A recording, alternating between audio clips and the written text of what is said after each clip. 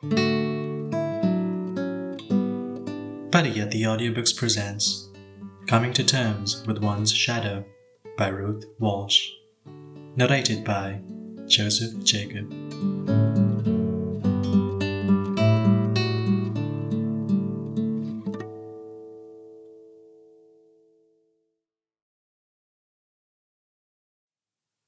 Coming to terms with one's shadow. Let us start from the very beginning. What exactly do I mean by the shadow? Though, to some extent, the psychological and the Buddhist way of looking at the shadow is similar. The Buddhist way of seeing, rather than investigating, is far deeper and more penetrating. For if you wash your dirty linen yourself, instead of sending it to the laundry, you yourself discover the stains. But, unlike with the washing, there is no need to scrub them. It is just the act of seeing which cleanses them. As if by the strength of the light of prajna, all the linen were bleached white. In order to explain the shadow, we must first turn the spotlight onto the discrimination of good and bad, which starts off our suffering, followed by craving, the second noble truth, which in its turn is brought about by our erroneous I am I consciousness. I want. I don't want. I want the good. I don't want the bad. This is outward bound, but exactly the same applies to our emotions too. As we grow up in a man-created pattern of ethical conduct, we almost automatically show off the so-called good in us, while we repress the so-called bad. Some of us, naturally, would be more skilled in doing this than others, but we all seem to have the same tendencies in this direction. Now, this repressed bad in us constitutes what we generally call the shadow. I just call it the bad because if I were to call it our bad character or our bad personality, I would go counter to our Buddhist belief in anicca and anatta, in impermanence and non-self. And perhaps, as a Buddhist, I had better replace the word good by skilled and the word bad by unskilled, and talk about our skilled and unskilled reactions to the past and present. Now, as mentioned before, the trouble starts with our discrimination of what is skilled and what is unskilled, of what is good and what is bad. On the other hand, we must bear in mind that the basis for this discrimination, our ethical code, is essential. For the Buddhist, this ethical code is made up by the 5 precepts. Through lives and lives of self-discipline, coupled with true understanding, most of us will find it easy not to kill, at least in the widest sense of the word, or not to steal. With regard to the other 3 Buddhist precepts, we find it already much more difficult not to take alcohol or indulge in sensuality. But the last one, wrong speech, beats all of us, I'm quite sure. So, if we have to come to some terms individually, even with these 5 Buddhist precepts, how much more so with all our unskilled habits in thinking, emoting, as well as acting? There is one thing in particular we must try and understand before we can even start to come to terms with our shadow. Unskilled habits as such don't constitute our shadow. Only when they are repressed, that is to say, when we are attached to them in our unconscious, it is then, owing to our underlying fear of them, that they form a relationship with us, a habit pattern. And it is mainly through this habit pattern that the ego rules and plagues us. We Buddhists believe that all our habit patterns are the result of our previous karma, that is, karma vipaka, for which, of course, we are wholly responsible. These, however, we cannot change as such. But what we can do in the present moment is to change our reaction towards it by the practice of mindfulness. In time, this can result in a complete breakthrough. And, of course, we also have the power to stop forming any new habits.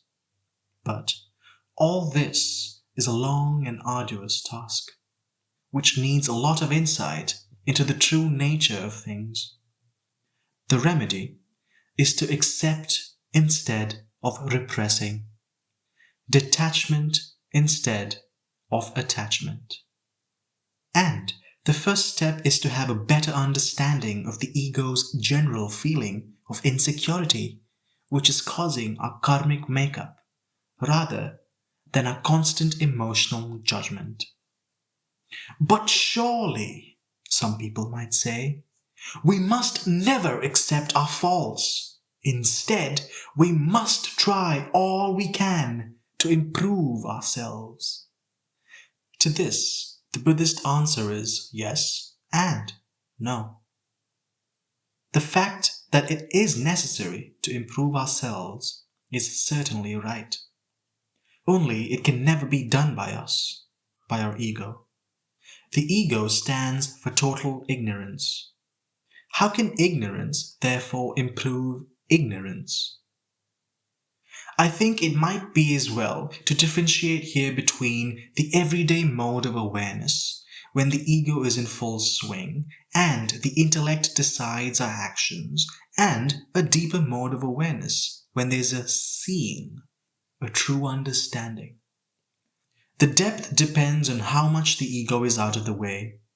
Now, when I say we have to accept our weaknesses, our unskilled reactions, this acceptance is not done by the ego. Instead, it is an acceptance of the ego. If, for example, I accept my laziness, it will get worse instead of better. Okay, I'm lazy. So what? This, everyone will agree, is certainly the wrong attitude. But, on the other hand, if I, and the accent is on the I, try to put a stop to my laziness, this, though a definite improvement, is still not the right solution. For what will happen? As my habit pattern is laziness, the ego's only way out of it is to repress this habit as much as possible, in order to superimpose a new habit. But this will always be comparatively weak, because so much of my energy is spent on repression. In one word, my industry is to a great extent forced, unnatural, unless I happen to be doing something I'm interested in. So, when the I is trying to improve the I, this might make my shadow even more involved. For, if my repression gets so strong that in time it becomes a serious frustration, it could play me up in all sorts of strange ways. Here is an example. A woman who wants to be less selfish and makes herself do social welfare work. She might even succeed to a certain extent. She disciplines herself to get up early in the morning. She faces a long bus journey on a cold winter day until she reaches the East End of London. Used to a comfortable home in a nice clean district, the smell and dirt of the East End and the poverty of the people depress her. But her ego is ambitious. It wants to be better. It wants to show other egos how charitable it is. So, she drives herself on until she reaches the slummy house of a poor woman, whose husband had left her destitute with 4 young children. She was to inquire into the needs of the woman for the National Assistance Board. But before our good lady had a chance to start on her inquiries, she was so appalled by all the filth and neglect she found that she gave the East End woman a good telling off. This ended with a flaming row, some juicy curses, and the front door being slammed behind our charitable lady. Even in the case of a genuinely good and kind-hearted woman, it is always a mistake to drive herself too hard. I know a woman who, as I should put it, is too much of a perfectionist in being virtuous. Consequently, there is a bit of false holiness about her, which manifests itself through a touch of narrow-mindedness and a lack of sense of humor. In one word, she is not emotionally balanced. She has not come to terms with her shadow. There is still quite a bit of ego in her which wants to be virtuous. And now we've come to the danger of not wanting to face one's shadow, to face one's ego. If, as I have pointed out just now, you're at least partially aware of your faults and weaknesses, this is already a great help, even if you go about the wrong way to improve them. For there won't be a total repression as a result.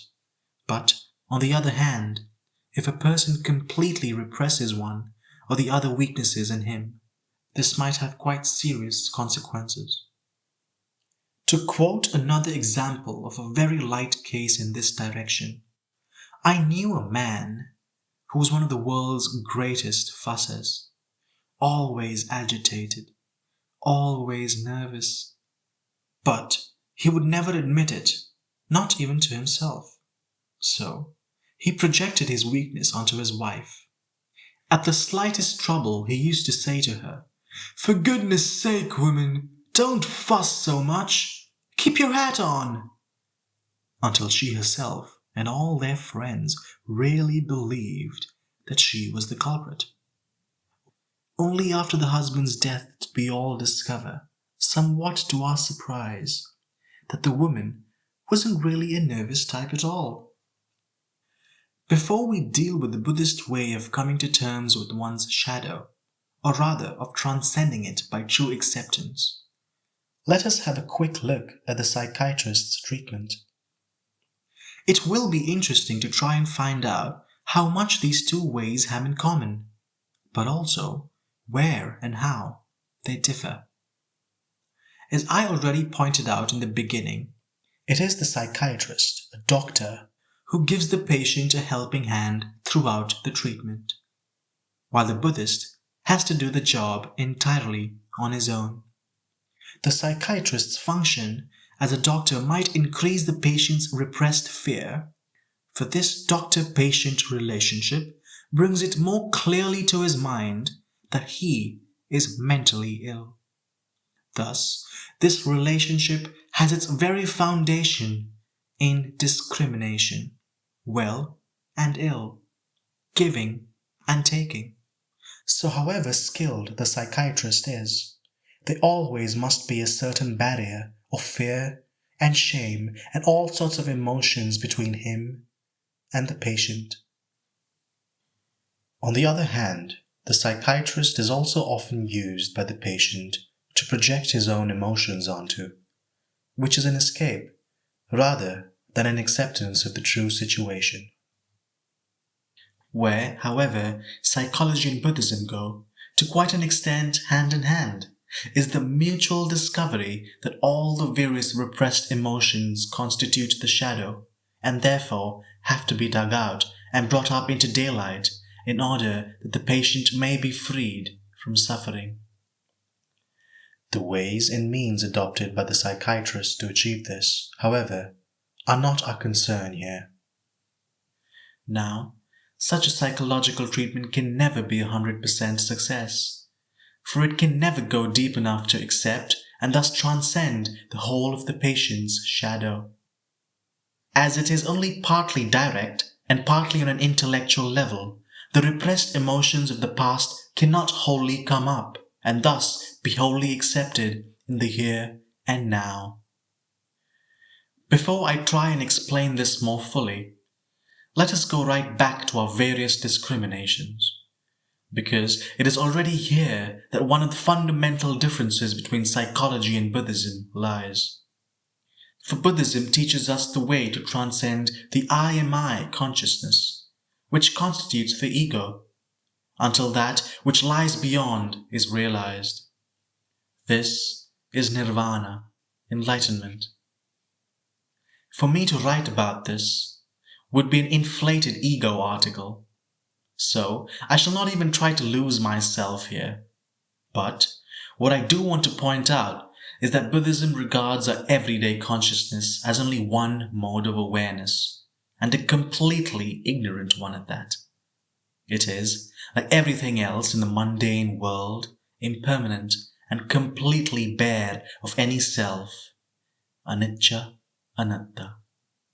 Therefore, to pretend I am I, and a permanent entity on top of that, means constant friction, dukkha. Thus, the ego equals ignorance. We should never forget this. On the other hand, our ego consciousness is part and parcel of our manifestation. Now, this ignorance conditions our habit patterns or karmic tendencies. What we Buddhists usually forget in everyday life is the fact that fundamentally we're all equally handicapped all the time by this universal law of ignorance. We might say it forms a huge universal pattern, that of the wheel of birth and death, dependent origination, whose barriers we normally cannot break through. Now, within this huge universal pattern of ignorance, each individual has his own private pattern of ignorance, through which the ego manifests itself. And this private pattern of ignorance is in turn conditioned by the past and again conditions the future. When we understand this a little, we will not fall into the error of condemning our ego so much, which only results in our various guilt complexes. On the other hand, we should not be proud of our ego either, for even in our very best moments in life, we usually still act out of ignorance. This is why the shadow should be regarded as something very subjective and relative. Surely what I call good and bad are not absolute categories, but rather flexible concepts. If I constantly act in ignorance, even the so-called good is only relatively good. By the way, it always helps me to examine whether by my thoughts and acts I harm other people and myself, for I always harm myself when I harm someone else, or whether I don't cause any harm. This is, I believe, the shortest way of finding out whether my acts are good or bad on the everyday level of consciousness. Because of my I am I consciousness, I am constantly in a whirlpool of emotions, since I crave for and cling to all the many objects I discriminate. But usually I am not fully aware of these emotions, as some are already repressed before they reach full consciousness. Others are repressed at a later stage, and thus the most intricate and complicated pattern of the shadow is formed. Repression is, after all, nothing else but a continuation of my attachment in the sub- or unconscious level of the mind. Underlying all my personal emotions is my constant feeling of insecurity, which produces anxiety in general. And this general anxiety springs directly from the force of attachment. Through discrimination, we get attachment to that which by its very law of nature cannot be attached to. This is important to remember, because it goes so much deeper than the psychologist's death fear, which is considered to be one of the main root causes for all the patient's trouble. But in Buddhism, death fear is only one of the many fears caused by attachment to this life, or we may say a negative attachment to death, which because of its very unknown nature we fear. The root cause for all our suffering in Buddhism, however, is the force of attachment caused by our discrimination, which in its turn is caused by our wrong mode of awareness. I am I. So far, I have explained that all our discrimination of objects and emotions are relative, because they are made in complete ignorance of the nature of things as they really are. When I put my imaginary precious little self in the center of the universe and look at anything and everything from the point of view of I want or I don't want, how can there ever be a realization of what is? But before we can ever hope to have a major breakthrough to what is, we must first learn how to come to terms with our shadow. And the best way to do this is through the practice of mindfulness, satipatthana. It is the act of watching what is going on inside me, which makes the inner fade more and more into the background. I don't speculate what's going on inside me, for I can never transcend the I. There is a watching, or rather, in the beginning, there is a watching of I watch. But the effort and concentration I put into the watching makes the act stronger and stronger, and thus reduces the watcher in the center more and more. When I first started the practice of mindfulness, there was still a big part of me which violently revolted against this practice. I didn't want to be mindful. But then the I can never be mindful. If the I watches, there is no act of mindfulness. There is just a chit-chat of the mind, the lower mind, on the intellectual level. The I always thinks in terms of results, good and bad. I really can't be mindful today. I'm not in the right mood. All this I found out later was just a channel for the ego to come through, because it smelled danger. The danger of being slain, of being eliminated, even at a very long range. And yet, in the midst of the most impenetrable fog of ignorance, there seemed to be the dawning light of insight. This discovery raised my faith, and I started opening up to my teacher, the Buddha, and to the teaching, the Dhamma. This gave me strength until one day I made several more discoveries. First, that this was not a case of results, but that anything and everything can be watched. Then, that there was neither action nor non-action on my part necessary, but just the act of watching. 4 words appeared very strongly to my mind again and again. Not volition, only prajna. Not I want or I don't want, only seeing, understanding, knowing. The main thing about mindfulness is to catch the present moment, the here and now, for only this way can the ego be caught red-handed. Then any emotion, however unpleasant, can be completely transcended. On the other hand, if the watching is concentrated on the past moment, however recently past, then the I is the watcher, and the act is no longer direct, but an intellectual recollection of what had happened. It is, however, the middle way that usually happens when I apply mindfulness.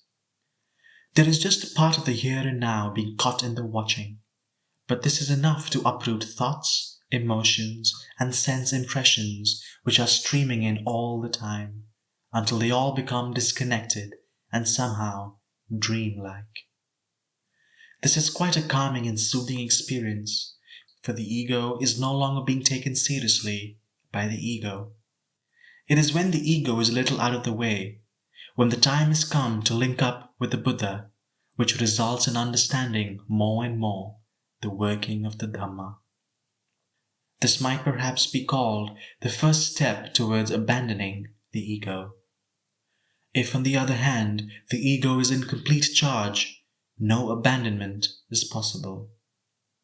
While the true act of abandonment is a complete giving up of one's will in all humility, knowing that the ego is nothing else but ignorance and the only bar towards the realization of what is. Let us now come back to mindfulness and to our shadow.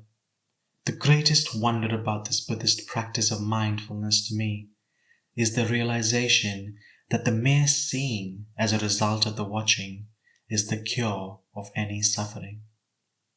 We are so ego-ridden that we always think in terms of, I must do this, or I must not do that. But as long as we think and act this way, we can never realize what is. For the what is complete harmony and can only be directly experienced. Through the ego being dropped for a moment by the act of watching, there is a flash of insight into the true nature of things. As a result, disharmony gives way to harmony, samsara, our veil of tears, to nirvana. What was in the shade up to now is suddenly flooded with light. How deep this flash of insight is depends on the strength of the concentration, the pure attentiveness, how far the ego can be dropped. Speaking about myself, the ego is never completely discarded, but readjusts itself in all sorts of subtle disguises soon enough. But, all the same, through these flashes of seeing, deeper or shallow as they may be, several of my habit patterns are brought up into consciousness, though never completely, because the experience is not deep enough. Also, as my acceptance of these habit patterns is not complete either, some parts of these habits are quickly repressed again. They are, of course, so ingrained through lives and lives of my own karmic pattern of ignorance that they plague me again and again. I just have to accept this intellectually. One discovery I made through watching is that the makeup of one habit pattern is exactly the same as another. Let me quote an example. I am ambitious. Say I'm ambitious to get a certain job. The evening before my interview with the boss, I suffer agonies. In the end, out of sheer desperation, I practice mindfulness. The concentration of the watching is focused on my desire to get the job, my ambition. Suddenly, there is a flash of seeing. I realize that I actually fear my ambition, for something in me knows that it makes me suffer terribly sometimes. And, on the other hand, I realize too that at the same time I hang my security onto this very ambition. In the moment of seeing, in the moment of detachment, I actually felt these two conflicting emotions within myself. And I also knew that the friction went deeper than just with regard to my ambition. My fear was also the fear of the ego, my security, the security I endowed the ego with. And so we go on all the time. Something in us knows better, but our constant feeling of insecurity drives us always on to believe desperately in our own ignorance. Fear is always at the bottom of everything. As long as we are steeped in ignorance and experience constant friction within us, we can't help being afraid. One day, I also found out that my habit patterns were, to a great extent, made up by my very fear of them, my repressed fear of many, many lives. And I saw that through my ignorance. I only react to what I think is life, instead of living it directly. Perhaps it is now a little clearer why the ego doesn't really exist. And yet, it does exist in the form of a powerful force, which I might call the ego force, or the force of attachment. We can therefore say that attachment is suffering, while detachment is the cure, the healing of suffering. That is the reason why the psychiatrist helps us to bring some of our repressions into consciousness, which means acceptance. But this acceptance can only be partial, as long as the ego is still in the act of accepting through the everyday mode of awareness. Through the Buddhist practice of mindfulness, however, not only more expressions and some of the very long-standing are constantly popping up into consciousness, but the acceptance of these repressed emotions is on a much deeper level too. Sometimes the results of this practice come to fruition at a later time, when the circumstances I find myself in are favorable. So, for instance, when I coughed up a little mucus one day, a sudden pang of death fear came up quite unmistakably. Through my constant practice, this death fear was getting nearer and nearer the level of consciousness, and any slight indisposition was bound to bring some of it up. Another day, I sat in the dental chair. The dentist, who was excellent and in whom I have perfect trust, was just filling my teeth, when suddenly a terrific wave of fear came up. I knew instantly what it was. Many, many years ago back in Vienna, when my sister and I were teenagers, our dentist one day cut my sister's tongue with a similar instrument, and so badly that he had to stitch it up. I happened to be in the same room when the accident occurred. The odd thing was that even when the same Viennese dentist used this instrument on me after he had injured my sister, I never experienced any fear like that. I managed to repress it somehow. But now, this repressed fear had come out. I shouldn't think it will plague me anymore. Though, no doubt, this experience was useful. It only constituted one of my particular repressed fears. But I must go deeper and deeper to get at the root cause of my suffering, attachment to all the things which can't be attached to. I can't afford to stop at any obvious success. I must go on watching relentlessly, however hard the ego kicks within me. The labels are only slapped on by the ego itself. It is its own private manifestation within the huge universal pattern of ignorance. And this private manifestation is our shadow. Let the ego reveal it to us more and more. We will find that we will no longer take the ego so seriously as before, because we are already somewhat detached from our emotions. And there will be some feeling of curiosity too, as to which part of our shadow is popping up next. Shame and guilt complexes are being replaced by much healthier states, curiosity and humor. For sometimes we can't help laughing at our own folly. As I pointed out before, it is the full power of concentration in the act of mindfulness which brings about the momentary disappearance of the ego. If the present moment is completely filled by the watching, without a watcher or any objects to be watched, then, and only then, will the emotion we have just experienced the previous moment be completely transcended.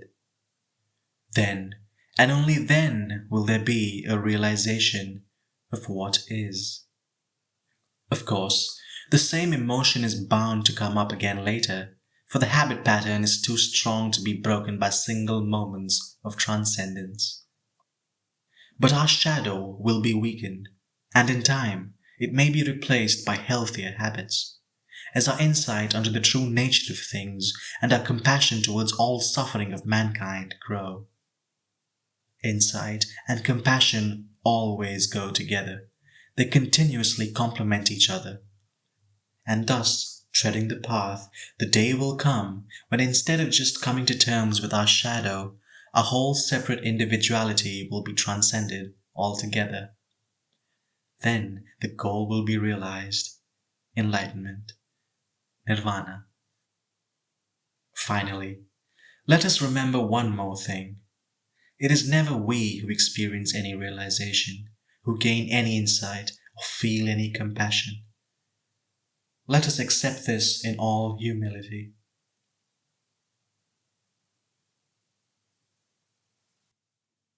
This has been Coming to Terms with One's Shadow by Ruth Walshe. Narrated by Joseph Jacob. Copyright 1977 Buddhist Publication Society. Audio production copyright 2022 Pariyatti.